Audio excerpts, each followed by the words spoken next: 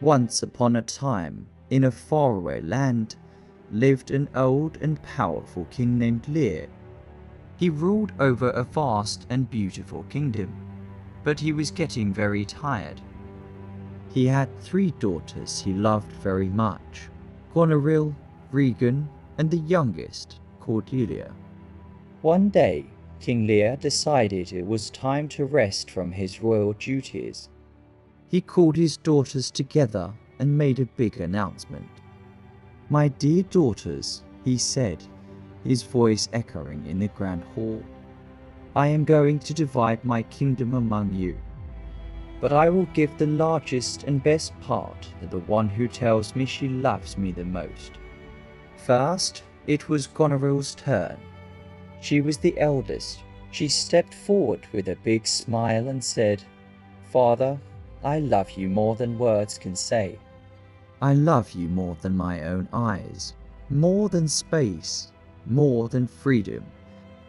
King Lear was very happy with her sweet words. "Wonderful," he declared, and he gave her a huge piece of his kingdom. Next came Regan, the middle daughter. She wanted to sound even more loving than her sister. "Father," she began, "I am made of the very same love as my sister. The only joy I have in this world is your love." The old king was delighted once more and gave Regan an equally large and rich part of the land. Finally, it was time for the youngest daughter, Cordelia, to speak. The king looked at her with a warm smile. "And now, my dearest Cordelia," he said, "what can you say to earn a richer share than your sisters?" Cordelia loved her father truly and deeply, but she knew love was a feeling, not just a collection of fancy words. She looked at her father and answered quietly and honestly, "Nothing, my lord." King Lear was confused. "Nothing?" he asked. "Nothing will come of nothing. Speak again." Cordelia explained, "I love you as a daughter should love her father. No more, no less. When I marry, I must give half of my love and my care to my husband, just as my sisters have done. I cannot say I love only you." The king's happy face turned dark with anger. He couldn't believe his favorite daughter wouldn't praise him like the others.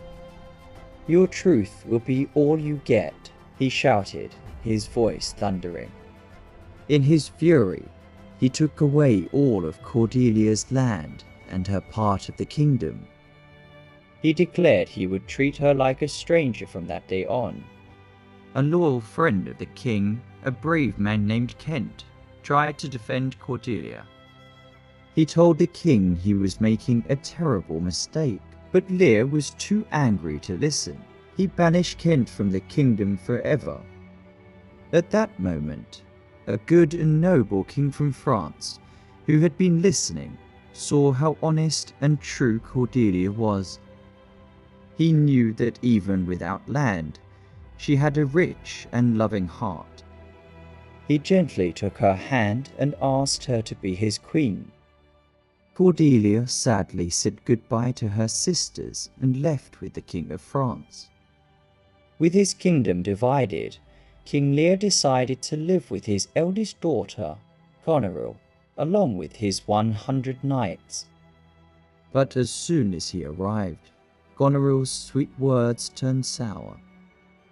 She began to complain that the king's knights were too loud and messy. She called her father an idle old man and demanded that he send half of his men away. King Lear was heartbroken. He couldn't believe how unkind his daughter was being. Feeling shocked and betrayed, he decided to leave Goneril's castle at once. "I'm sure Regan will be kind to me," he said to himself, and he traveled to her home. But when Lear arrived at Regan's castle, he found no warm welcome. In fact, Regan and her husband had been even crueler. They had locked the king's loyal messenger, who was secretly Kent in disguise, in wooden stocks as a terrible insult. When Lear told Regan how Goneril had treated him, Regan did not comfort him. Instead, she defended her sister. Then she told her father that 50 knights was still too many. He should only have 25. Just then, Goneril arrived. The two sisters stood together, their faces cold and hard. They told their father that he didn't need any followers at all. Regan then asked, "What need one?" King Lear's heart shattered. He finally understood. His 2 daughters had tricked him. They had taken his kingdom, his power, and now his dignity. Overwhelmed with sadness and rage, he couldn't bear to be near them.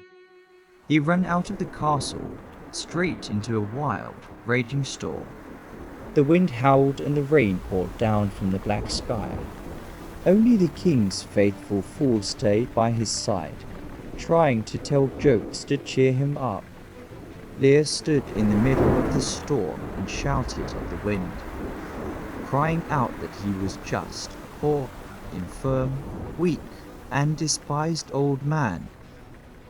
The shock of his daughter's cruelty was too much for his mind to bear.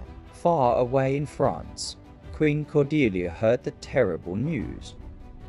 She learned that her beloved father was wandering alone in a storm, with nowhere to go. Her heart filled with sorrow, she immediately gathered an army, not to fight, but to rescue her father. "Oh, dear love," she said, "we must help our aged father." Cordelia's kind soldiers finally found King Lear in the countryside.